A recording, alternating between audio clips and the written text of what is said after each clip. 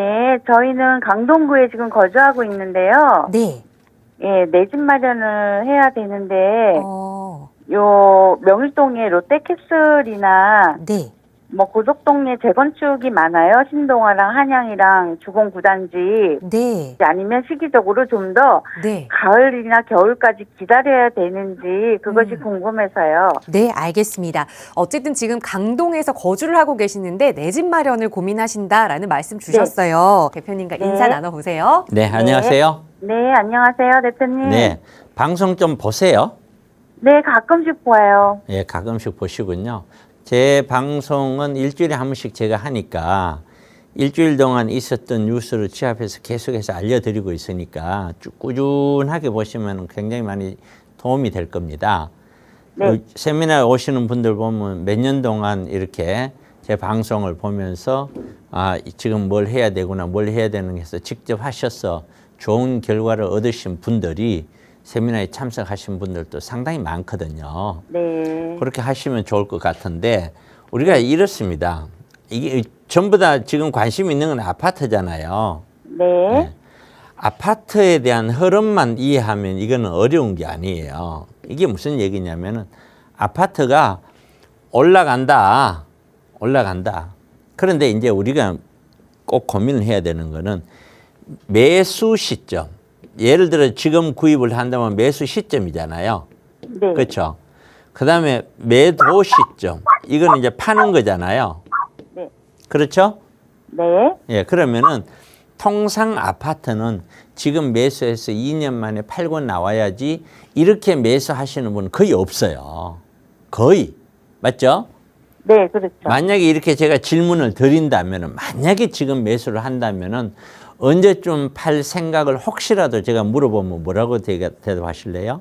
아, 저희는 한 10년 정도는 네, 살 것 좋아요. 같아요. 대다수가 뭐 기본적으로 5년에서 10년은 생각하고 있거든요. 네. 대다수가 그래요.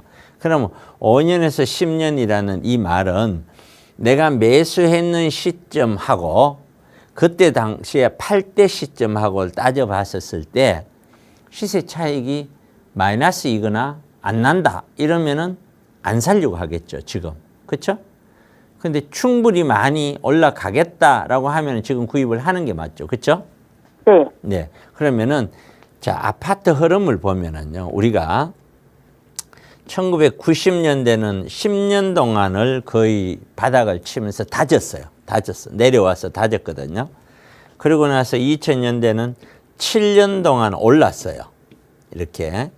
그리고 07년 고점 찍고 다시 14년까지 7년 동안 내렸어요. 그리고 다시 21년까지 7년 동안 또 올랐어요. 누가 맞춘 건도 아닌데 묘하게 이렇게 맞아 떨어져요.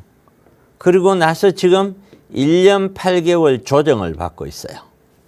이런 상황이에요. 그렇죠? 네. 자, 이 상황을 지금 방금 제가 그냥 말씀을 드렸는데 이 상황만 딱 나눠놓고 혼자 되고 한번 직감적으로 한번 여쭤볼게요. 자, 1년 8개월 조정했으니 이제 다시 전 고점인 21년 가격을 치고 더 올라갈 거야. 이렇게 혹시 보시나요? 아니면은 이 가격 그대로 유지될 거야 라고 보시나요? 아니면 앞으로도 가면 좀 더 떨어지지 않겠냐라고 보세요. 본인 의견. 말씀하세요. 아, 저는 그냥 분양권이나 건축 자재비 값이 올라간다 그래서 떨어지지는 않을 것 같고요. 아, 떨어지지는 않았군요. 예, 네. 또 뭐 금리가 올라가고 그러니까 네. 사람들이 또 그 금리가 어려워서 매물이 많아지면 좀 떨어지지 않을까 이런 거에 비해서 네. 21년도처럼 많이 고점을 찍을 것 같진 않고요. 네. 그렇다고 또 많이 떨어질 것 같진 않아요. 그럼 보합이네요. 그렇죠? 네, 보합권에서 내려도 얼마 안 내리고 올라도 얼마 안 오를 거다. 네, 대충 그런 생각을 갖고 계시네요. 네. 만약에 보합으로 진짜로 간다면은 지금 구입하실 의향이 있으세요? 보합으로 간다면은 네. 그래서 제가 지금 전문가 아니 개인 생각을 묻는 거예요. 제 얘기는 드릴 텐데 개인 생각을 묻는 거예요. 보합이라면 이 가격이 너무 비싸요. 그러면은 현재 가격이. 그러면 안 산다는 거네요. 네네. 한 그렇죠. 기다릴 것 같아요. 20% 떨어지면 네. 살 것 같아요. 자, 보세요. 이제 제 개인적인 첫 번째, 전혀 그 무슨 데이터나 숫자를 설명한 게 아니고 그래프를 제가 설명을 했어요. 어떤 구간도 1년 8개월 떨어지고 나서 조정받고 다시 그 전 고점을 넘어서 올라간 역사는 없어요. 그렇죠? 그게 네. 첫 번째. 그 다음에 두 번째는 아까도 우리 아나운서께서 얘기했는데 이 부동산은 심리가 많이 좌우한다고 그러는데 이 심리에 엄청나게 많은 요소들이 영향을 줘요. 근데 지금 말씀하신 게 중에 뭐냐면은 무슨 자재비가 올랐다 뭐 이런 얘기를 하시고 이런 얘기를 굉장히 많이 들어요. 자재비 오르는데 건축비가 그만큼 오르지 않냐. 오르는데 어떻게 떨어지느냐. 충분히 이해가 가요. 그런데 아파트 하나 짓는데 얼마 더 가는지 모르시잖아요. 그렇죠? 네. 자재비 오르면은 아파트 가격이 수억씩 올라야 될까요? 아파트가 자재비가 얼마나 올랐는지는 몰라도 아파트 가격이 10억 하던 게 아파트 한 채 30평대가 예를 들면 30평대 한 채에 자재비가 3억씩 올랐을까요? 그렇지 않습니다. 아파트 공사비요. 이것저것 평당 해봐야 700~800만 원 수준이에요. 평당. 네. 그럼 거기에 기본 가격에 거기에 자재비가 30% 올랐다 치자.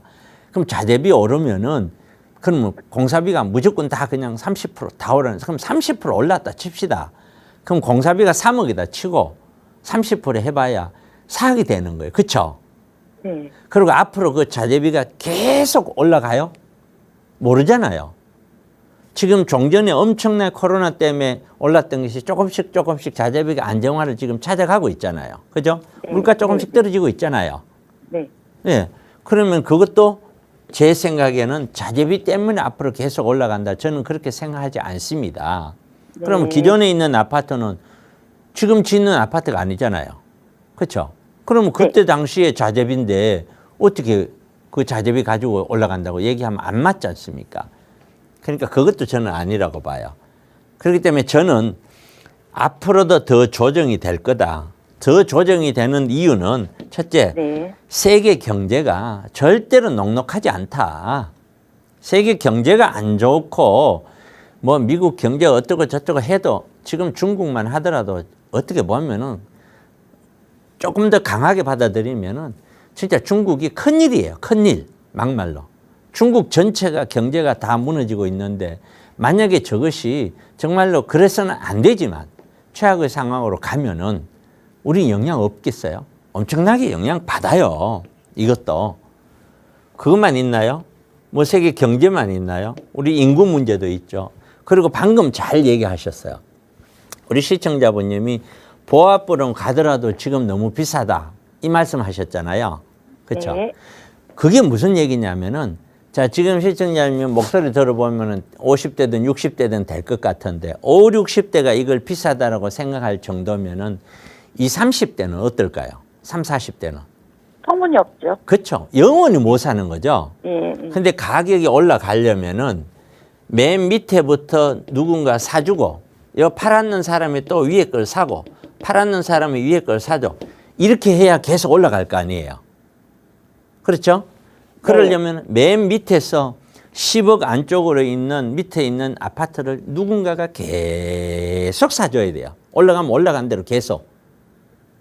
그것이 주로 연끌 투자라는 건데 지금 상당 부분 많이 무너졌단 말이에요.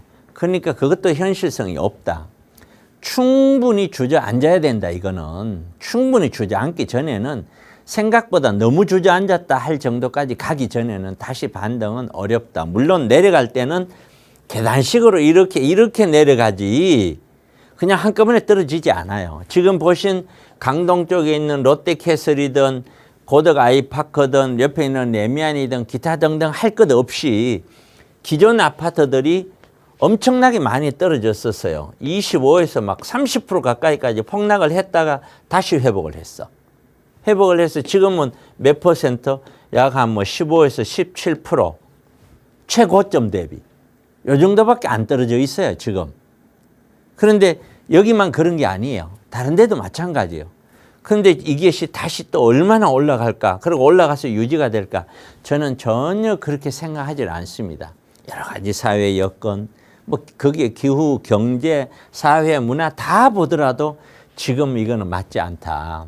정부 입장에서는 매스컴에서 막 가격이 오른다 그렇게 얘기하겠지만 또 그렇게 하고 있지만 지금 정부는요 그렇게 안 봐요. 지금 정부는 지금 가격이 일시적인 반등으로 보지 이거를 계속 지속 상승으로 보질 않아요. 그래서 오히려 이 가격이 떨어졌을 때 문제가 되는 것들을 어떻게 대비책을 하느냐 그거 지금 고민하고 있는 거예요. 올랐을 때 고민하는 게 아니고요. 이게 그거는 집이 없는 사람들이 지금 너무 올라서 못 샀다가 좀 떨어지니까 지금이라도 사야 되지 않냐 하는 개인적인 불안감이에요. 제가 봤을 때는요. 그러니까 저 개인적으로는 기존 주택 매수도 아니고 재건축 매수도 아니고 두 개 중에 굳이 구입을 해라 그러면 재건축 매수 쪽이고 제 기준에는 추후에 기다려라. 기다리기가 힘들 거다. 왜? 올라간다고 하니까 얼마나 힘들겠어요. 나는 지금 집도 없는데 집을 사야 되는데 또 어떤 이유에서든 살 수도 있는데 아니면 일부 더 조금만 돈 보태면 할 수도 있는데 가격은 올라간다 하는데 이렇게 했다가 나중에 안 올라가면 나만 어떻게 하느냐 떨어지지 않으면 이런 고민들을 아마 지금 시청자분님은 지금 최근에 와서 하는 거 아닐 겁니다. 몇 년 동안 했을 거예요. 그렇지 않나요? 네, 많이 했어요. 그럼 그렇게 했는데 지금 다시 그런 마음이 든다는 거는 꼭지점에 대고 너무 큰 상실감을 느낀 거예요. 그랬다가 떨어지니까 20%, 25% 이상 떨어질 때는 왜 사지 않으셨어요? 불안하니까 안 샀죠. 이러다가 완전히 다 떨어질까 봐. 그렇죠? 네. 그런데 다시 반등하니까 다시 마음이 불안해서 사야 되나 싶죠? 네. 그런 겁니다. 제가 가지고 있는 이거는 이 세상에 어느 누구도 논리적으로 이론을 갖다 놓고 숫자를 갖다 놓고 끼워 맞춰가지고 정답을 설명할 수 있는 사람은 이 지구상에 한 명도 없어요. 그게 설명이 되고 정답을 맞출 수 있다면은 이 지구상에 어떤 나라도 부동산 정책을 성공을 한 나라가 없어요. 그럼 그 이야기가 뭐냐면은 상당 부분은 그런 데이터라든가 이런 걸 가지고 설명을 할 수 있지만 최종적인 어떤 흐름은 그것만 가지고 움직이는 게 아니라는 거예요. 그래서 사람들의 심리 상태라는 거예요. 심리 상태를 어떻게 알겠어요? 그렇죠? 그러한 심리 상태를 빗잡아 보면은 추측컨대 저는 어떤 개인적인 생각은 어떻게 갖고 있냐? 떨어질 때는 절대로 한번 떨어지고 마는 게 아니다. 떨어졌다가 반등한다. 내가 이것도 계속 얘기를 해왔습니다. 19년도부터. 떨어집니다. 떨어졌지만 다시 반등합니다. 그렇지만 전 고점을 넘어가지 못합니다. 전 고점 대지 5에서 10% 선까지는 반등할 수 있습니다. 그러나 다시 떨어집니다. 다시 떨어지다 보면 지루하게 가다가 또 반등하다가 지루하게 떨어지다가 반등하다를 계속 반복합니다. 그래서 지금 제 생각은 앞으로도 상당히 오랜 기간 동안 떨어질 거다라고 보고 있습니다. 지금까지 저희 직감적인 논리도 설명을 그렇게 하는 거예요. 돈이 금리가 올랐는 게 내리면은 떨어진다. 돈은 말이에요. 예나 지금이나 돈은 계속 늘어나요. 금리 올라도 늘어나고 금리 내려도 늘어나요. 내릴 때는 더 많이 늘어나는 거고요. 그 돈 많이 늘어났다고 해서 집을 지금 하나 둘 갖고 있는 사람이 또 사자 하고 두 개, 세 개 안 사요. 갭 투자 하려면은 갭 투자 비용이 너무 커요. 그리고 그만큼 올라간다는 확신도 없어요. 제 주변의 부자들은 이미 집 다 팔았어요. 자기 하나밖에 안 갖고 있어요. 그런 상황이기 때문에 저는 3번 이왕 기다리는 거 놔둬버려라. 몇 년 동안 2, 3년 이상 최소한 놔두면서 지켜봐라. 그렇게 제 의견을 드리고 싶습니다. 네. 그리고 그 나머지 것들은 다시 말씀드리지만 다 설명할 수가 없으니 꼭 제 세미나 오셔서 부연 설명을 들으세요. 그러면 제가 여러 가지 이유를 몇 시간에 걸쳐서 설명을 해 드릴 거예요. 그렇게 정리하겠습니다. 네. 그럼 지금은 뭐 롯데캐슬이고 재건축이고 네. 보다 저라면 안 삽니다. 사지 말고 기다려라. 이게 말씀이세요? 저는 그렇습니다. 제 의견은. 네. 올라가는 거는 올 하반기는 가격이 쉽게 떨어지지는 않을 거예요. 조금씩 반등을 더 할 수도 있어요. 분명히. 제가 얘기했죠. 최고점 대비 5에서 10% 가까이까지는 반등한다고. 지금 여기 되고는 지금 15에서 17% 정도 아마 조정이 돼 있을 거예요. 강동이 거의 그래요. 네. 그러면 여기서도 앞으로 한 5%, 10% 가까이는 더 올라갈 수 있다는 뜻이에요. 네. 그러나 그거 다 지나고 나면은 아마 상당 부분 다 토해낼 거다. 저는 그렇게 봐요. 제가 19년, 20년, 21년 계속 떨어진다고 얘기할 때 제 얘기 아무도 올라가는데 왜 떨어지냐고 다들 그렇게 얘기했잖아요. 방송에서 떨어진다고 얘기한 사람 아무도 없잖아요. 저 혼자만 떨어진다고 그랬잖아요. 근데 21년도 떨어지니까 어때요? 전부 다 떨어진다고 또 방송하잖아요. 방송에 나왔는 뭐 많더만요. 무슨 뭐 유스나 좌담이나 뭐 나온 데 보면은 맨날 그러더만요. 그러더니 22년 되니까 다시 반등하니까 또 올라간다고 또 난리 치는 거예요. 그런 게 일희일비 할 필요 없어요. 저는 그렇게 생각합니다. 네. 네, 그렇게 참고하십시오. 네. 네, 고맙습니다. 상교 네. 조그만 오피스텔인데 네. 요걸 정리해서 그 서현이나 네. 약탑에 있는 조그만 아파트 딸을 해주려고 그러는데 네. 집을 거주고요. 그렇게 옮기는 것이 나은 건지 아니면 아파트를 오피스텔을 그냥 가지고 있는 게 나은 건지 어느 것이 더 이익인지 한번 여쭤보고 싶어요. 네. 알겠습니다. 대표님 네. 도움 받아볼게요. 인사 먼저 나눠보세요. 네. 여보세요? 안녕하세요. 네, 안녕하세요. 네. 지금 그렇게 한번 판단해 보죠. 우리 아파트에 대해서 한번 생각을 해볼게요. 네네. 우리 시청자분이 개인 생각을 제가 궁금해서 묻는 거예요. 네네. 본인이 보셨을 때는 네. 아파트가 지금 21년도가 제일 비쌌잖아요. 네네. 그리고 1년 9개월 떨어졌거든요. 네네네. 지금 떨어진 게 충분히 떨어졌다고 봅니까? 아니면은 네네. 더 떨어질 거라고 보는지, 아니면 여기서 바닥이고 다시 올라갈 거라고 보는지, 본인은 어떤 생각을 갖고 계세요? 제가 잘 모르지만 제 생각은 네. 그대로 몇 년 유지할 것 같은 생각이 들고요. 네. 근데 오피스텔보다는 조금 낫지 않을까. 또 오피스텔이 네. 좁으니까. 예, 그래서 좋아요. 좀 약간 보태서 가고 싶다, 이제. 자, 네. 우리 시청자분님의 생각은 응. 아파트가 보합으로 갈 거다. 네, 예. 이런 생각이죠. 네네. 자, 만약 이게 맞고 틀리고를 떠났어요. 네네. 만약에 보합으로 간다면 지금 사야 될 이유가 있나요? 없죠. 만약에 간다면 살 필요가 없죠. 그렇죠. 기다려야죠. 그러면은 천천히 하면 되겠죠. 그죠? 네. 그다음에 네. 두 번째. 지금 아파트를 산다는 건 거기 크기를 뭐 그런 거 다 떠났어. 지금이 바닥이고 올라간다면은요. 네. 이거는 구입을 해야 되겠죠. 네네. 세 번째는요. 지금이 바닥이 아니고 이제 시작이라면 내려오는 게 네네. 이거는 천천히 해야 되겠죠. 네네. 그러면 마지막으로 지금 아파트 사야 된다는 거는 지금이 바닥이고 올라간다고 했었을 때 곧 21년도 있잖아요. 네네. 21년도 최고점에서 지금 조금 떨어져 있는 상태거든요. 네네. 떨어져 있는 게 만약에 21년도 가격이 10억이다. 그러면은 제가 보는 눈에서 A급 아파트, A급 아파트는 지금 9억에서 9억 5천 가까이까지 와 있어요. 네네. 그러니까 한 5%, 뭐 10% 미만 떨어져 있다는 거잖아요. 네네. 그 다음에 이제 B급은 얼마냐면은 9억에서 8억 5천 정도 돼 있어요. 네네. 그 다음에 C급은 8억 정도 네네. 이렇게 돼 있는 거예요. 그 다음에 네. D는 그 다음 뭐 7억 가까이. 그러니까 약 한 5에서 10%냐, 10에서 15%냐, 20% 내외냐, 그 이상이냐, 이렇게 저는 4개로 구분해서 보거든요. 네네. 그런데 제가 왜 그걸 보냐면은, 우리가 지금만 제일 높은 게 아니라 과거에도 높은 높은 시점이 있었죠. 네네. 거기 언제냐면은 7년도에 07년도. 음. 그게 01년도부터, 그러니까 90년도에 80년도 후반에서 90년도 사이에 가격이 폭등을 했어요. 네네. 그랬다가 92년도에 일기 신도시가 들어오거든요. 네네. 그 들어오기 전부터 꺾여요. 예.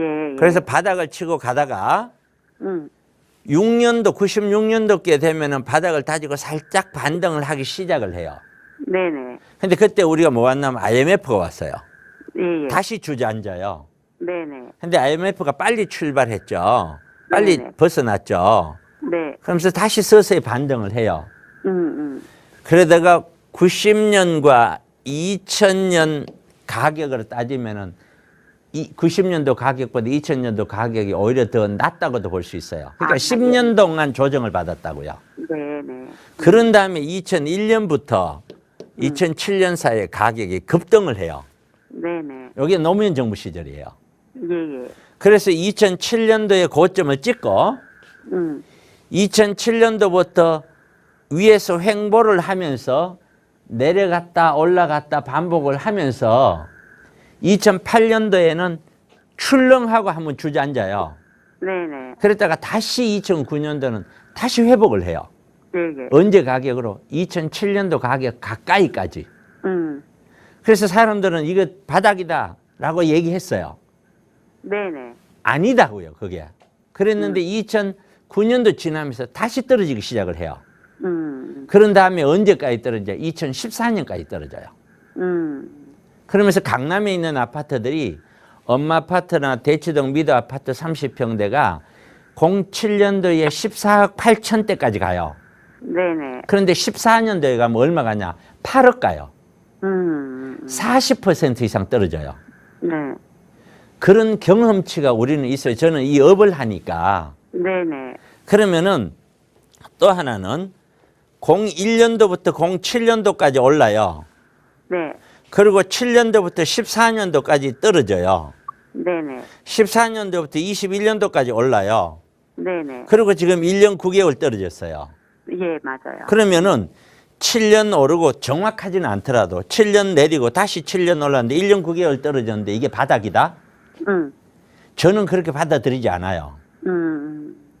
그래서 제가 누누이 얘기해 왔어요. 이 떨어지기 전에도 떨어집니다. 네네. 떨어지지만 다시 반등할 겁니다. 네. 그러나 그 반등은 종전 가격을 다 넘어서는 반등이 아닙니다. 수도 없이 제가 얘기를 했어요. 이 이야기를 몇 년 동안 하고 있는 거예요. 네네. 그런데 지금 현재 반등을 했는데 거의 종전 가격 가까이까지 가고 있죠. 네네. 그러나 모든 게 그렇게 간 건 아니에요. 서울 안에서도 A급, B급, C급으로 나눠서 반등이에요. 네네. 그러나 이 반등이 제 생각에는 길어야 올래라는 거죠. 그럼 이건 다시 조정기로 저는 들어간다고 봐요. 네. 그럼 또 떨어졌다가 또 올랐다가 하겠죠. 네. 그러면서 저는 몇 년간 더 갈 거라고 봐요. 내려가는 게. 예. 네네. 몇 년간 더 내려간 다음에 다시 올라갈 거냐 말 거냐. 그거는 절대로 함부로 얘기할 수가 없다. 지금은. 왜 과거에는 얘기를 했는데 올라간다고. 왜 지금은 그 얘기를 못 하느냐. 큰 변화가 우리나라의 변화가 크게 두 가지가 있어요. 예예. 그 하나가 뭐냐면은 그 하나는 우리나라 경제가 과거하고 다르게 초저성장이에요. 예예. 경제라고 하는 건 먹고 사는 문제잖아요. 네네. 그게 결코 녹록지 않다는 거예요. 과거하고 달리. 네. 예. 두 번째는 한 번도 우리나라 역사가 생겨나고 지난 마한 삼국 시대 때부터 지금까지 인구가 늘었지 줄은 적이 없어요. 맞아요. 그런데 이제 줄기 시작을 해요. 인구가 줄어들면 앞으로 15년에서 20년 정도 지나면 제가 보는 눈에는 1년에 뭐 모르겠어요. 가봐야 평택시 하나씩은 없어져요. 아, 예, 예. 그럼에도 불구하고 아파트가 계속해서 가격을 치고 올라갈 거냐. 그럼 누가 살 거냐. 네. 지금 30대가 살 거냐, 40대가 살 거냐. 지금의 아파트 가격은 50대, 60대, 70대가 갖고 있지만 60대, 70대가 20억 주고 산 게 아니에요. 네네. 5천만 원 주고 1억 주고 산 거예요. 예예. 그게 지금 20억, 30억 돼 있는 거예요. 네네. 살기만 살았죠, 그 집에. 네네. 근데 지금 친구들이 30억 주고 살기만 사면 60억 되느냐. 네네. 불가능하다고 보는 거예요, 저는. 그쵸. 예. 그렇기 때문에 아파트 흐름은 지금은 결코 녹록지 않다. 네네. 그러면 일단 오피델 팔고 안 팔고를 떠나서 네네. 아파트 사는 거에 대해서는 더 지켜보자. 네네네. 그 다음에 두 번째는 분당이잖아요. 네네. 분당은 특별법이 일단 나와줘야 돼요. 네. 특별법이 나오기 전에는 재건축이라는 것이 거의 대다수는 100%는 아니지만 어려워요. 네네. 근데 그 특별법이 나온다고 분당에 있는 사람 주민한테 다 돈 벌게 해주는 건 아니에요. 네. 지금보다는 조금만 더 낫게 해준다는 거죠. 네. 그 특별법이 나오기 전에 지금 주춤주춤 할 수밖에 없어요. 또 네네. 특별법이 나오면 반짝할 거예요. 제 생각이 맞다면. 네. 그러나 궁극적으로는 큰 이득이 없다는 걸 알기 때문에 네. 다시 조정기로 들어갈 거다. 네네. 그 다음에 세 번째, 네. 아파트에 대해서 제가 설명하고 있는 거예요. 네. 오피스텔은 팔면 얼마 정도 받아요? 저게 8.2평짜리라 한 3억. 3억. 네네. 아파트는 얼마짜리 보셨어요? 6억. 6억. 그러면 네. 3억은 현금이 있으세요? 현금 조금에다 어차피 대출을 좀 받아야 돼요. 그러면 대출을 생년세 때문에 받아야 돼요. 꽤 많이 받는다는 거네요. 네네. 이렇게 대출 받아서 가는 거는 안 돼요. 안 돼요. 만약에 자 소형을 내가 6억을 주고 샀어. 근데 대출 받아갖고 이자를 5% 7% 내고 있어. 네네. 근데 가격이 1억 떨어졌어. 네네. 그럼 나는 얼마 손해예요? 예. 2중 3중으로 손해예요. 네네. 이거는 안 된다. 지금은 위험을 줄여야 될 시기지 투자를 수익을 늘리는 시대가 아니에요. 네네. 자 그러면 아파트에 대해서는 제가 설명이 다 끝났어요. 네네. 오피스텔 소형은 소형이라고 그랬죠. 네, 소형이에요. 소형이고 네. 지금 현재의 이 가격이라면 네. 제가 봤었을 때는 이 가격보다 많은 폭등이 있을 거라고 보지는 않아요. 네? 네? 많이 올라갈 거라고 보지는 네네. 않는다고. 네. 하지만 네. 이 가격대가 쉽게 떨어지긴 안 해요. 네네. 왜냐하면은 너무나 많은 분들이 노후가 안 돼 있고 네. 이분들은 이런 걸 사서 노후를 해야 돼요. 네네. 월세 나오는 거 형태로. 네네. 그러니까 이 두 개 상품은 비교를 하면 안 돼요. 상품이 네. 달라요. 예. 얘는 오피스텔이고 주택이지만 월세 목적의 오피스텔이에요. 네네. 시세 차익이 아니에요. 네네. 그러니까 월세가 한 달에 예를 들어서 100만 원 받는다. 네. 서울 같으면 한 3억짜리 넘겨서 한 100만 원 받거든요. 100에서 120만 원. 네. 그러면은 1년에 1,000만 원씩 올라가는 거예요. 1년에 1,200만 원씩. 그쵸. 예. 예. 그 목적이에요. 음. 이 아파트는 월세를 주면 월세 나오겠죠. 네. 근데 수익률이 그만큼 안 나와. 6억짜리 사면 200만 원 이상씩 막 받느냐? 그렇지 않아요. 네네. 그러니까 형태가 달라. 네네. 네. 결국에는 정리는 뭐냐면 오피스텔이 안 좋으니까 팔고 아파트가 이건 의미가 맞지 않다. 왜냐하면 다른 상품이니까. 네네. 그래서 지금 현재는 오피스텔 아파트든 어떻게든 부담이 적은 상태로 유지를 해라. 네네네. 어떤 것도 그렇게 유지가 되는 것이 맞다. 네네. 아파트를 서둘러서 사야 될 시점 절대 아니다. 네네. 이렇게 설명드릴게요. 네, 잘 알겠습니다. 예, 고맙습니다. 네, 감사합니다. 네. 원래 6월 달에 집을 매매해가지고요. 네. 지금 무주택 상태거든요. 네. 근데 대표님 방송이랑 막 들으니까 이게 무서워가지고 더 떨어진다 그래가지고 사지를 못하고 있는데 네. 그거에 대해 좀 상담 좀 하려고요. 알겠습니다. 그러니까 얼마 전에 주택을 이제 가지고 계셨던 걸 매도를 하셔서 지금은 이제 네. 무주택 상황을 만들어 놓으셨는데 네. 여유 자금으로 이걸 좀 어떻게 해야 하나, 그대로 좀 놔둬야 하나 고민이 되시는 것 같아요. 그러면 지금 예, 매수를 예. 해야 하는지 아니면 더 그냥 임대로 거주를 예, 해야 예. 하는지 하나하나 예, 좀 예. 따져보도록 하겠습니다. 대표님과 인사 나눠보세요. 안녕하세요. 네, 대표님 안녕하세요. 안녕하세요. 방송 열심히 보고 있습니다. 네. 6월달 매도하셨다면서요. 네, 제가 이제 매도가 안 될까봐 집을 1년 전에 내놨는데 안 돼가지고 네. 먼저 계약을 하고서 매도를 할 수가 없어서 매도부터 했거든요. 네, 그렇군요. 그 다음에 집값이 이제 뭐 1월에 12월에 떨어지더니 갑자기 막 올라가지고 무서워서 못 사겠는 거예요. 네. 너무 꼭진 것 같아갖고. 지금 근데 6월에 매도했으면은요. 네, 아파트에 따라 다르지만 네, 비인기 아파트들은 6월에 매도했으면은 거의 끝점에서 반등의 끝점에서 거의 매도가 됐고 네. 인기 아파트들은 6월 매도 후에 조금 더 올랐을 거예요. 네. 이게.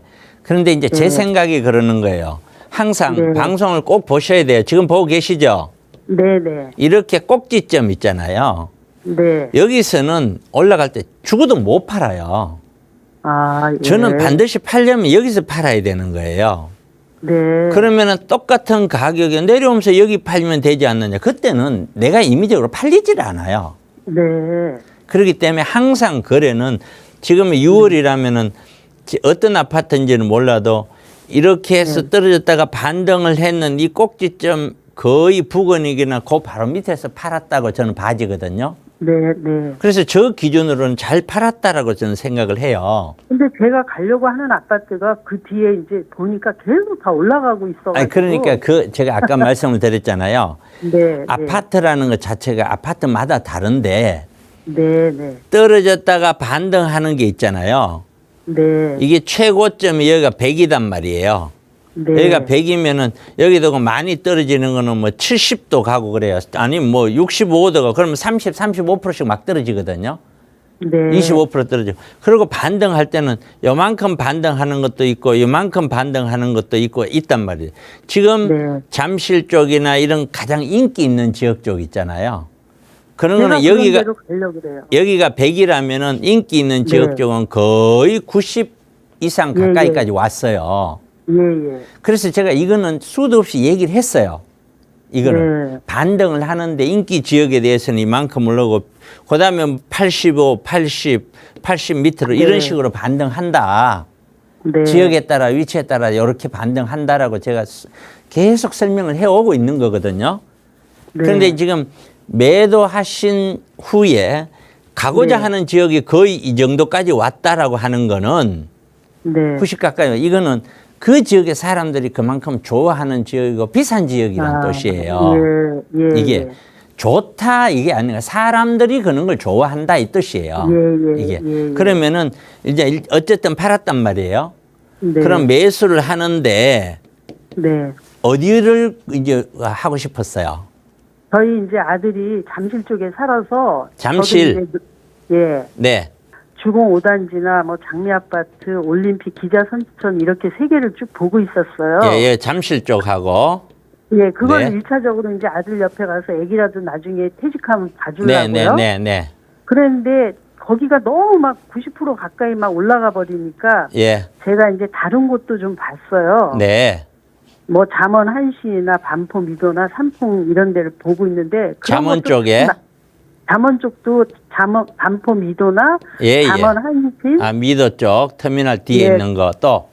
삼풍 백화점 삼풍 삼풍 쪽으로? 아파트. 서초 그렇게 쪽에? 세 개를, 예, 그걸 세 개를 동시에 보는데 이 6개가 거의 다 막 올라가는 거예요. 근데 잠원 쪽이 좀 덜 올라가고 있긴 하더라고요. 네, 그렇군요. 자, 예, 그러면은 제가 말씀을 드릴게요. 네네.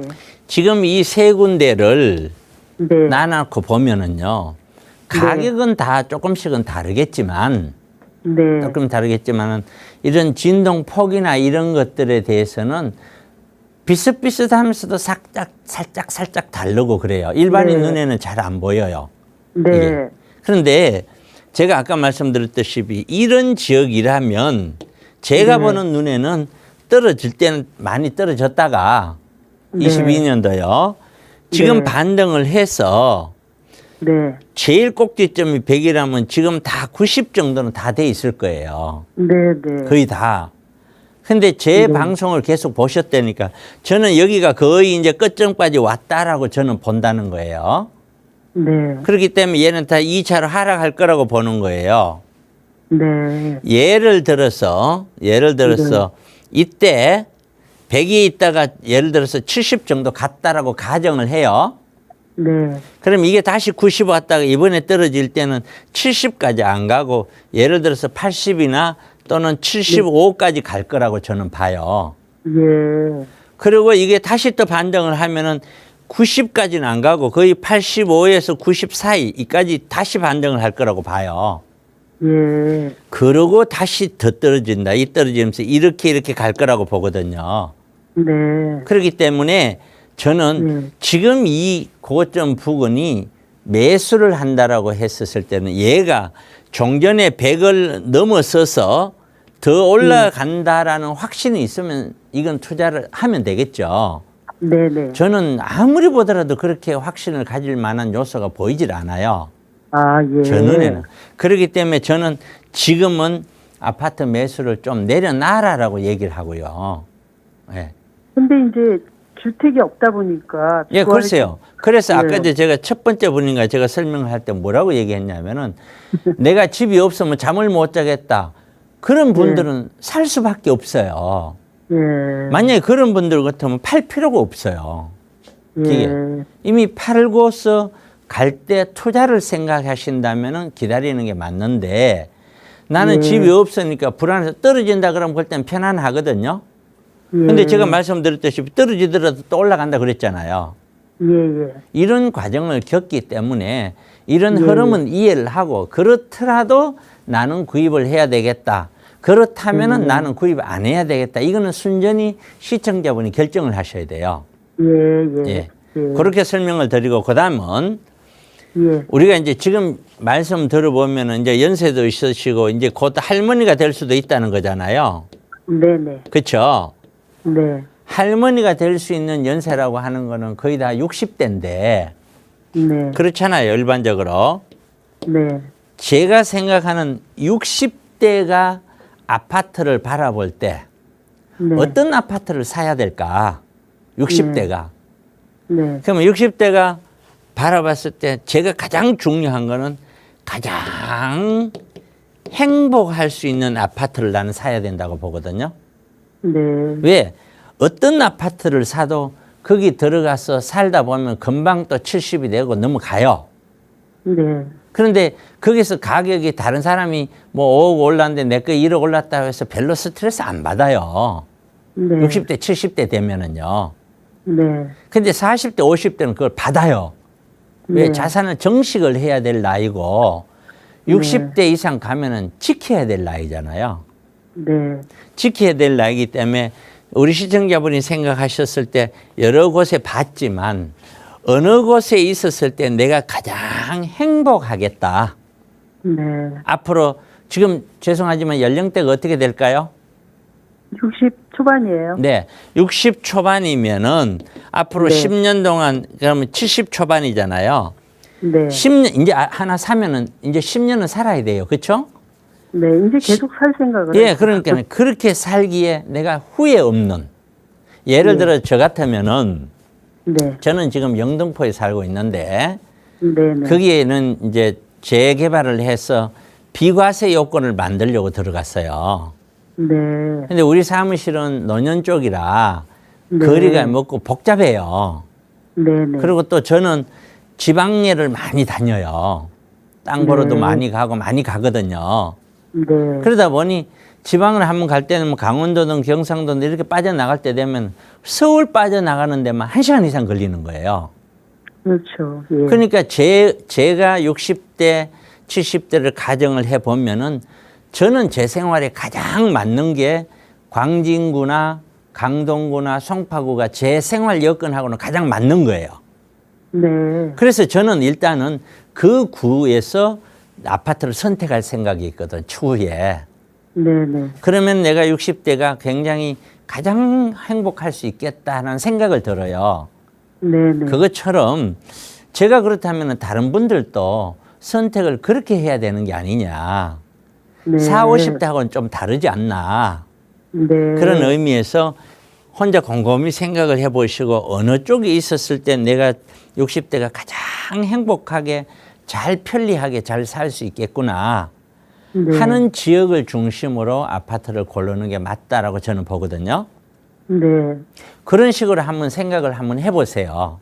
자, 네. 결론은 저는 어쨌든 지금은 좀 구입하지 말았으면 하는 것이 제 생각이고요. 예. 1번이 그래서 한 1, 2년 지켜보면서 했으면 싶고 2번은 아까 말씀하셨지만 그래도 아파트가 없으면 불안해서 내가 못 살겠다. 네. 꼭 사야 되겠다. 만약에 그렇다면 서두르지는 말되 천천히 적어도 한 5, 6개월 이상을 조금 서두르지 말고 지켜보면서 네. 가장 행복한 곳이 잠실이냐 잠원이냐 아니면 서초냐 네네. 거기를 몇 군데를 가서 동선을 확인하고 생활을 확인을 해보세요. 네네. 그러면 내한테는 이게 여기가 제일 맞겠구나. 그런 다음에 그 동네에 있는 아파트를 중에 어떤 걸 선택할까? 이렇게 2차 선택을 하세요. 네. 이해 가시죠? 네네. 그렇게 판단하신다면 아마 후회 안 할 것 같습니다. 네. 감사합니다. 그렇게 설명할까요? 됐나요? 네, 감사합니다. 예, 고맙습니다. 현재 무주택자이고요. 네. 잠실에서 전세로 거주 중입니다. 네. 잠실 주공 5단지 재건축 아파트를 매수하고자 하는데요. 아. 요즘 같은 상황에서 매수를 한다면 꼭지점에서 사는 건 아닌지, 음. 또 나중에 산다면 언제 사야 좋을지, 그다음에 네. 5단지 전망은 괜찮은 건지 고민이 많이 돼서 상담드립니다. 조언 네. 부탁드립니다. 연락 잘 주셨습니다. 잠실에서 너무나 유명한 아파트죠. 그동안 아마 잠실 지역에서 무주택으로 거주를 하면서 그래도 잠실에 대한 애정이 조금 생기신 것 같아요. 그래서 좀 새 네. 아파트를 바라보면서 잠실 5단지를 매수해도 괜찮을지, 그 매수 타이밍이 언제가 좋을지 한번 대표님과 살펴보겠습니다. 인사 나눠보세요. 네. 잠실 주공 지금까지 무주택자로 있으면서 잠실 주공을 관심이 있다라고 하는 거는 유주택이었는데 일단 다 팔았어요. 그러셨고 언제쯤 팔으셨어요? 한 3년 전에. 3년 전에. 네네. 3년 전에 팔았으면 아주 잘 팔았는데요. 아니 이제 잠실인 건 아니고 이제 다른 데 있었어요, 집이. 예, 다른 데 잠실에서 있었어도? 살았지만, 네. 다른 데 네. 있었어도 3년 전에 팔았으면 저는 잘 팔았다고 보고 있고요. 네네. 그게 뭐 오르락 내리락은 해도 결국에는 3년 전이라면은 거의 꼭지점 부근이거든요. 예. 꼭지점 부근이니까 팔고 나서 일부는 올라갔을지는 몰라도 아마 네. 그때 매수하신 분들은 돈 못 벌어요. 돈 벌 수가 네. 없고요. 그러니까 잘 매도했다라고 저는 보여지고요. 이게 큰 흐름에서 올랐다 내렸다 올랐다 내렸다 이렇게 가면은 현재 시점이 이런 꼭지점을 지나서 내려가고 있는 이런 시점이란 말이죠. 다만 네네. 네. 내려가고 있는 이 그래프를 보면은 그래프 보면 이렇게 내려가네 이렇게 사람들이 느낄 수 있게끔 알게끔 내려가는 게 아니고 내려갈 때 확 내려갔다가 다시 반등했다가 또 내려갔다가 반등했다 이러면서 내려가는 거기 때문에 사람들이 이게 많이 한꺼번에 많이 내려가는구나 하고 별로 못 느낀단 말이에요. 지역에 따라서는. 근데 이게 큰 흐름은 결국에는 바닥권까지는 내려가야 그 다음에 바닥을 다지면서 올라갈 수 있는 것이지 1, 2년, 2, 3년 만에 조정이 끝나고 다시 반등을 해서 예를 들어서 여기 있는 리센처라든가 엘스라든가 이게 최고점 26억 막 이렇게까지 막 갔는데 다시 1, 2년 사이에 반등을 해서 얘가 다시 27억, 28억, 30억 간다. 전혀 저는 그렇게 생각하지도 않고 그렇게 갈 이유도 없다고 봐요. 마찬가지로 잠실 주공은 여러 가지 어떤 들어가서 거주를 해야 되는 점, 또 돈이 묶여 있는 점, 이 사업을 하기 때문에 사업에 대한 어떤 기회비용, 기타 등등을 고려하다 보니 시중에서는 리센처라는 것보다는 약 한 2, 3억 정도 더 높게 이렇게 이제 바라보고 있는 거거든요. 형성 자체가. 그러다 보니 주공 같은 데도 26억에서 28억대 갔다가 뚝 떨어졌다가 여기서 한 약 30%까지는 아니지만 25% 이상 뚝 떨어졌다가 그러다가 다시 반등을 해서 종전 가격 꼭지점 가까이 갔다가 다시 조금 내려오는 지금 그런 형태란 말이죠. 다른 데도 다 마찬가지예요. 옆에 있는 리센처든 뭐든. 자, 그렇기 때문에 제 개인적인 의견은 첫 번째가 지금 우리는 큰 흐름에서 내려가고 있는 구간이냐 올라가고 있는 구간이냐 반등이 앞으로 지속적으로 5년, 6년 올라간다 하면 그건 올라가는 구간이에요. 그러나 일시 반등했다가 6개월 또는 1년 반등했다가 다시 내려간다 그건 내려가는 구간이란 말이죠.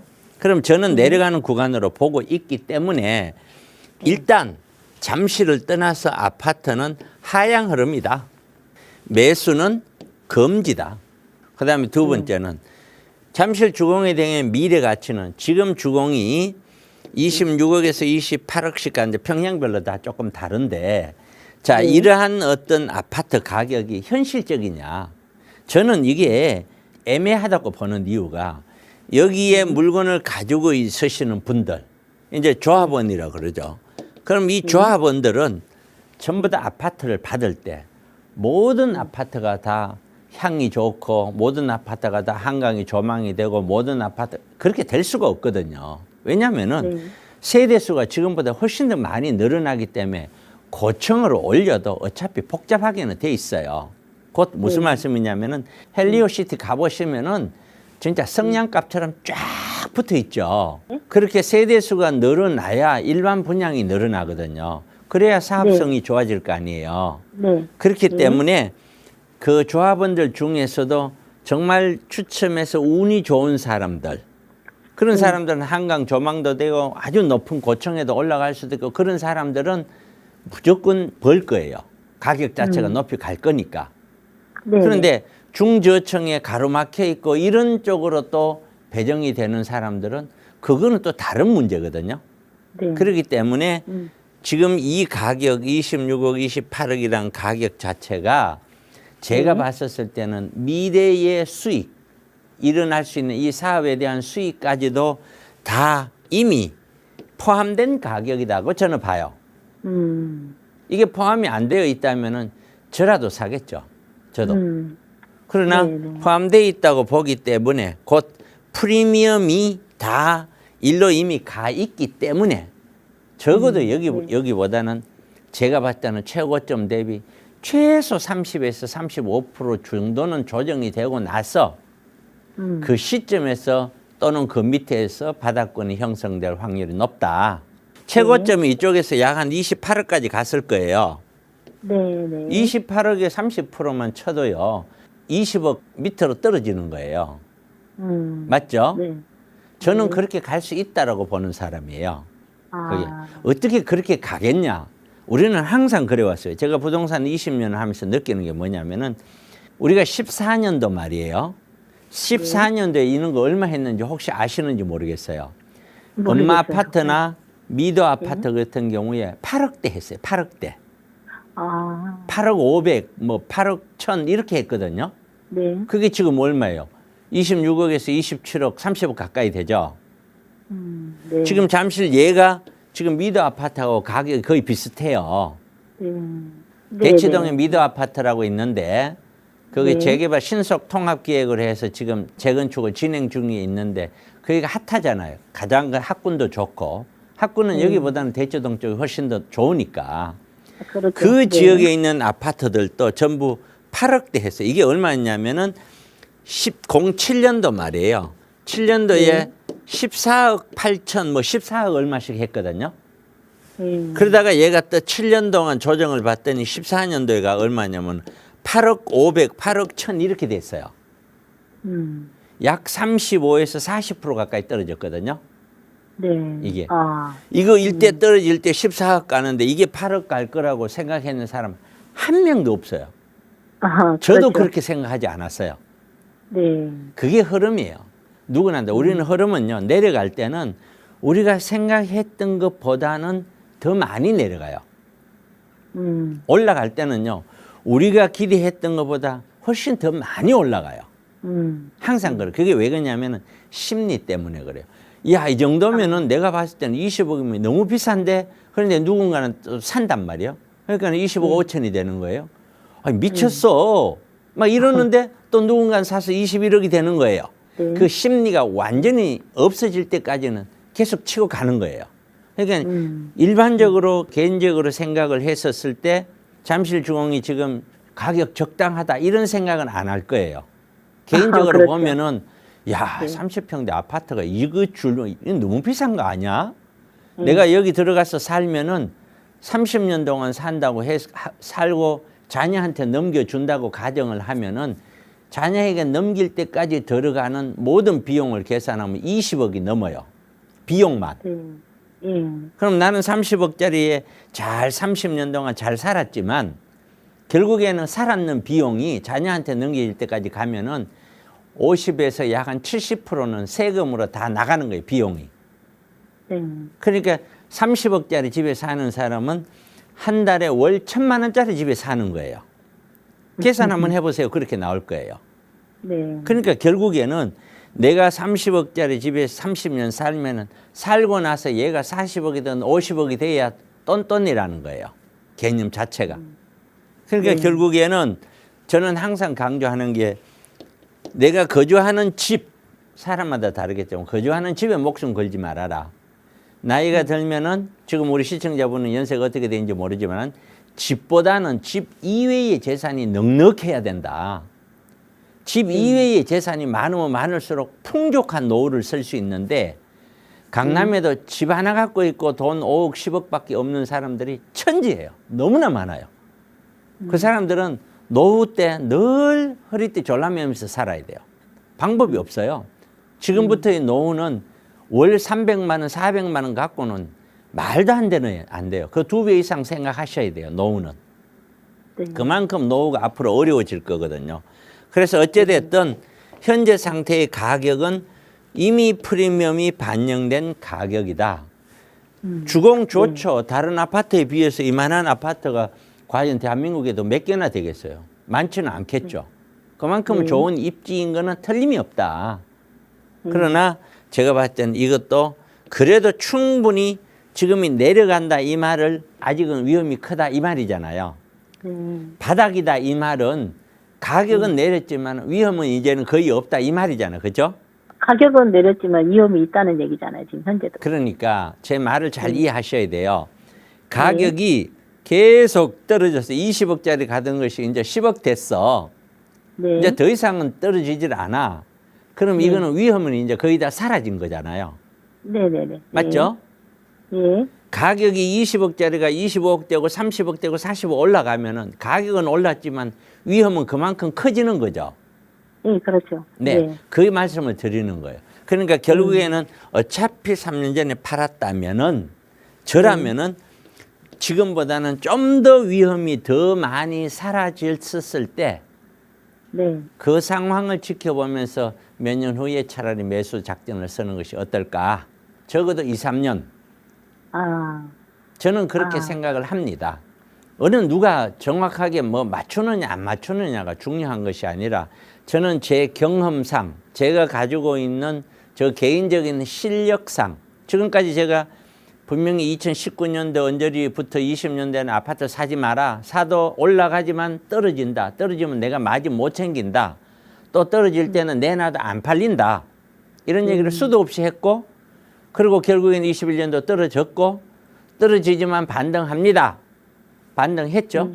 반등하지만 다시 떨어집니다. 떨어졌죠. 여기까지 제가 계속 방송을 통해서 시청자분들께 얘기를 해오고 있는 내용이거든요. 이게.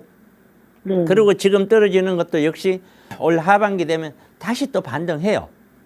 네. 그러나 그거 또 다시 떨어져요. 내년에는.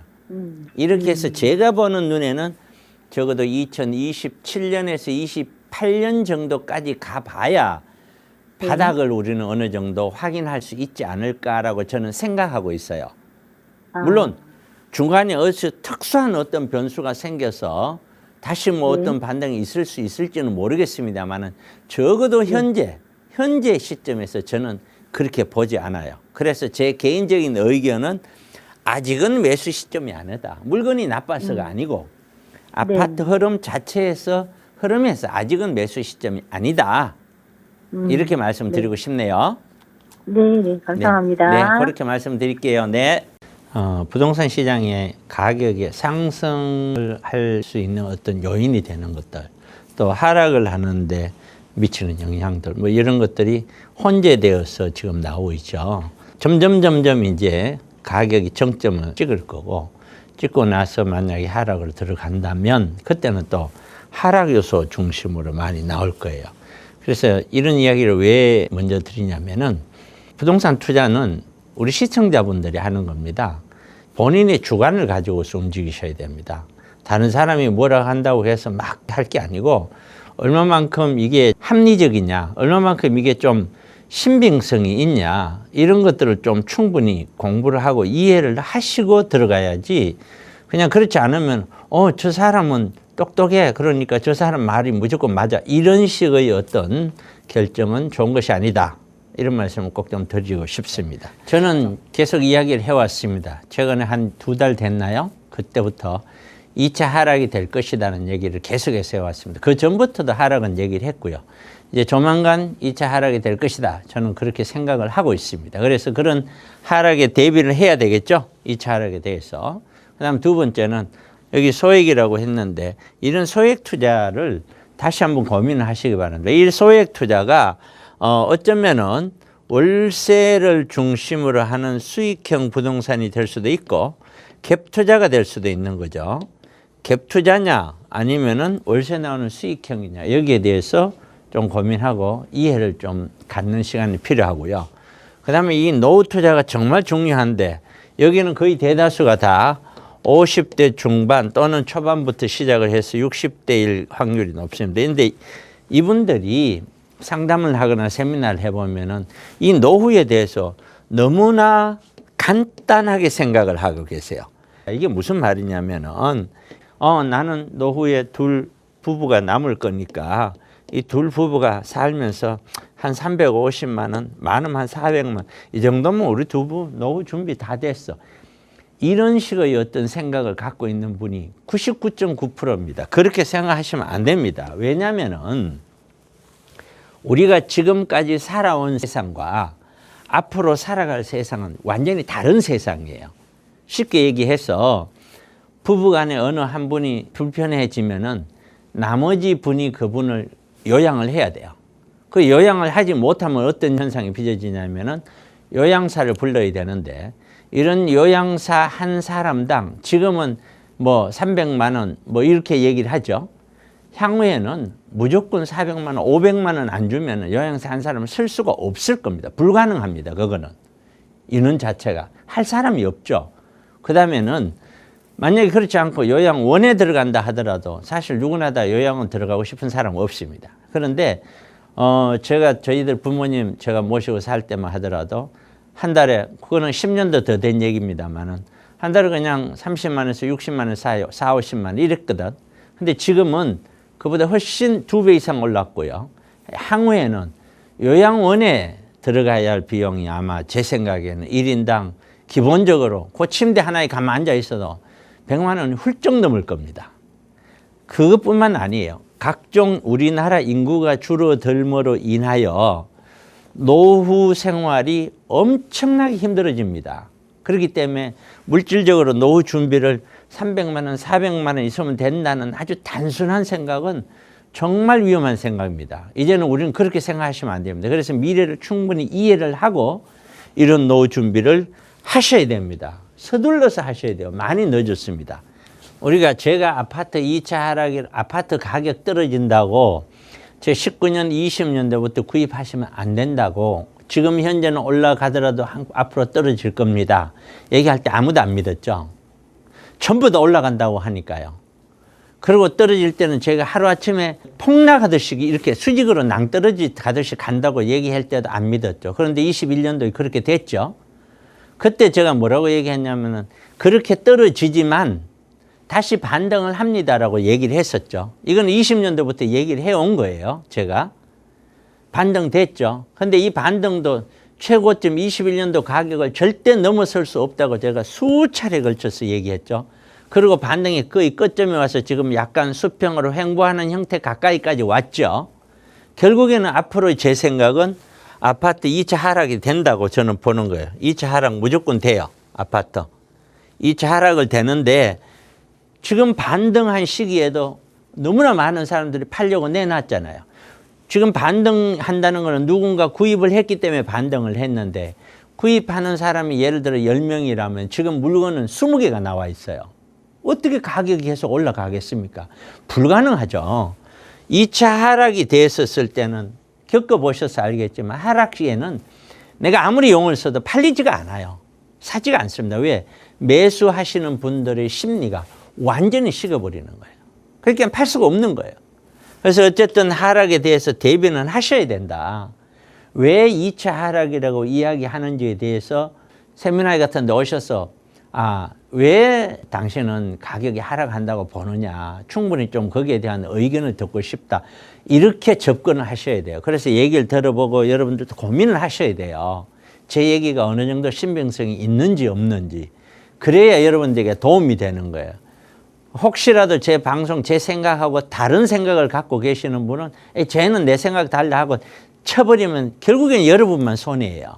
그래서 꼭 체크를 하셔라. 그리고 어떤 소액 투자의 개념 자체가 소액 투자의 대명사가 어떤 거냐면 이런 거예요. 첫째는 이게 갭 투자인데 재개발 같은 물건이 있고 둘째는 이건 정비사업에 대한 투자죠. 정비사업. 그리고 두 번째는 어떤 오피스텔이나 다세대 같은 어떤 소유 규모가 있고 세 번째는 월세를 나오는 수익형 부동산에 대한 소액 투자가 있어요. 근데 이 소액의 기준이 얼마냐라는 것인데 이렇게 오피스텔이나 다세대 갭 투자 얘는 서울에서 좋은 지역으로 1억이 안 들어가요. 지금은 잘 사면은 6, 7천만 원 갖고도 할 수 있는 것들이 있어요. 얼마든지 있습니다. 좋은 물건이요. 방 2개짜리 기준으로.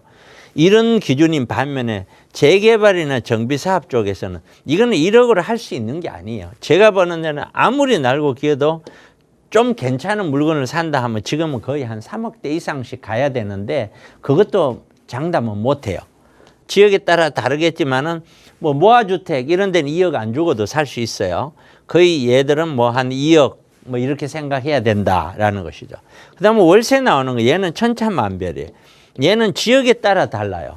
서울이냐 경기권이냐에 따라 다르고 금액은 제가 적으면은 대출을 이용하면은 또 충분히 돼요. 그래서 소액을 할 수 있는 거는 이렇게 다양합니다. 그런 것들에 대해서도 여러분들이 이해를 하셔야 되겠고 그리고 마지막으로는 이 노후 투자. 아까도 제가 말씀드린다면 우리는 정말 노후를 그냥 단순하게 생각하시면 안 됩니다. 우리가 지금까지 살아온 세월은 정말 우리에겐 좋은 환경이었어요. 인구가 늘어나고 경제가 성장하고 자산 가치가 올라가고 그런데 이제 우리는 경제 성장이 거의 제로 베이스 내지는 1% 초저성장으로 가면서 인구가 이제 정점을 찍고 줄기 시작을 했다는 거예요. 그것도 급속도로 지금 아이들을 안 놓고 있다는 거예요. 그러면 얘는 지금 당장은 못 느끼겠지만 적어도 약 한 15년, 20년만 가도 느끼기 시작을 할 거라는 얘기죠. 느끼기 시작하면 이미 부동산은 늦었다. 손을 쓸 수가 없다는 거예요. 그거는. 결국에는 지금 얘를 이해를 하고서 노후 대비를 해야 된다는 거예요. 월세만 나온다고 노후 대비 되는 게 아니에요. 월세 400, 500 나온다고 노후 대비 다 했다. 절대로 그렇게 생각하시면 안 됩니다. 노후 투자를 어떻게 할 것인지 어느 정도의 목표를 긴장을 하셔야 됩니다. 충분히. 그 내용들을 저는 세미나 시간에 다룰 거예요. 1시간, 2시간 만에 끝나는 게 아니에요. 세미나가. 금요일 날, 토요일 날 하니까 오셔야 되고요. 제가 늘 마지막 시간에 이런 걸 보죠. 한 주간에 있었던 환경을 보는 거예요. 이 거시적인 환경을 보면서 부동산의 아파트 흐름을 예측을 해보는 거예요. 예측. 미국의 퇴사자가 확 줄었다. 고용시장이 냉한할 때 지금 미국 고용은 굉장히 좋았잖아요. 그런데 보이는 내용들이 이직 수용고 실업률이 없고 경기 침체가 시작될 확률이 엄히 40%를 넘어갔다. 이 이야기는 일단 향후 미국의 경기가 나빠질 거야라는 것을 일단 우린 예상해 볼 수 있죠. 얘는 경기가 나쁘면 말이에요. 내가 먹고 사는 문제들이 더 불안해지기 때문에 돈이 있다고 해도 투자를 안 하게 돼요. 돈이 있다고 무조건 투자하는 게 아니에요. 그래서 일본이 잃어버린 20년, 30년 동안 경기가 나쁘니까 아무도 돈이 없어서 투자를 안 한 게 아니에요. 돈을 끌어안고도 투자를 안 하는 거예요. 미래가 불안하니까. 그래서 일본 도쿄에 있는 아파트 가격이 지금 서울 강남에 25억, 30억 가잖아요. 도쿄에 지금 15억, 16억 간단 말이에요. 그런 현상이 있는 거예요. 중국도 말이에요. 여자들은 집에서 아이 낳아라. 이게 무슨 얘기냐면은 시진핑이 중국 인구가 정점을 찍고 줄기 시작하니까 이제 큰일 난 거예요. 인구가 줄면은 중국 경제 성장률은 뭐 어떻게 해볼 방법이 없으니까 그만큼 다급하다는 거예요. 여자들은 밖에 나가서 일하는 것도 중요하지만 그보다 집에 가서 빨리 아이 낳는 것이 국가를 위해서는 그만큼 중요하다. 안 그러면은 이게 정말 어렵다. 인구 감소 대비 정책을 다전으로 우선으로 바꿀 수밖에 없고 우리도 무조건 이렇게 계속 가고 있는 거예요. 어느 정도까지 갈 거냐의 문제인데 제가 격하게 얼마 전에 그런 얘기를 했는 사람들이 있었어요.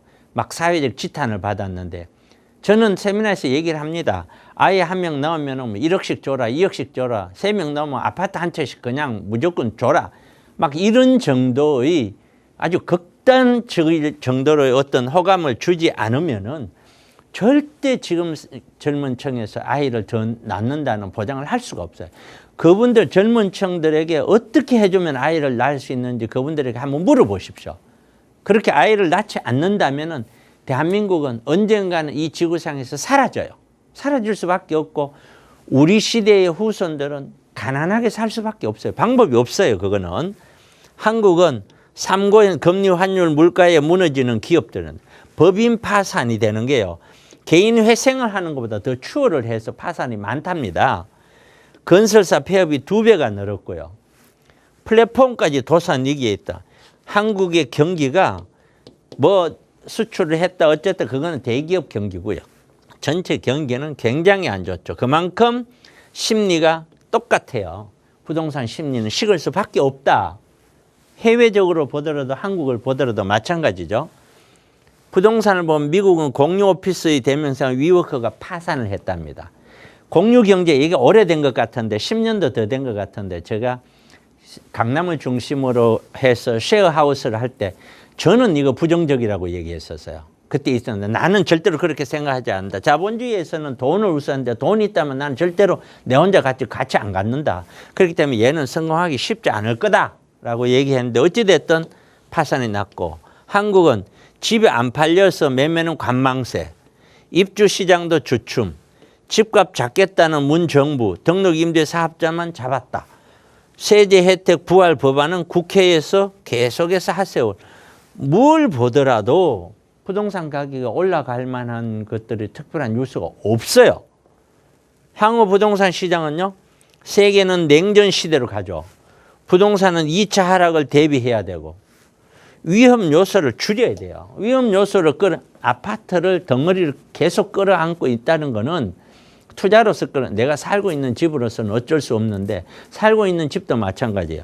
내가 있는 돈 없는 돈 다 합쳐서 거기다 돈을 넣었다면 그거는 엄청난 위험을 끌어안고 있는 거예요. 그게 만약에 가격이 떨어지면 내 자산은 그냥 떨어지는 거예요. 어떻게 할 수가 없거든요. 그러니까 늘 얘기지만 집이라는 자산 그보다 훨씬 중요한 것이 나머지 자산이에요. 나머지 자산. 그래서 이렇게 떨어진다고 해서 월세 나오는 것이 월세가 떨어지면 모를까 월세가 안 떨어지면 수익형 부동산은 가격이 떨어질 수가 없어요.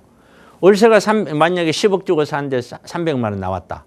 그런데 월세가 떨어지지 않는데 그 가격이 9억, 8억, 7억 되나요? 절대로 안 되죠. 이게. 그렇기 때문에 지금은 위험 요소들, 각자 위험 요소들이 있을 거예요. 우리 시청자분들.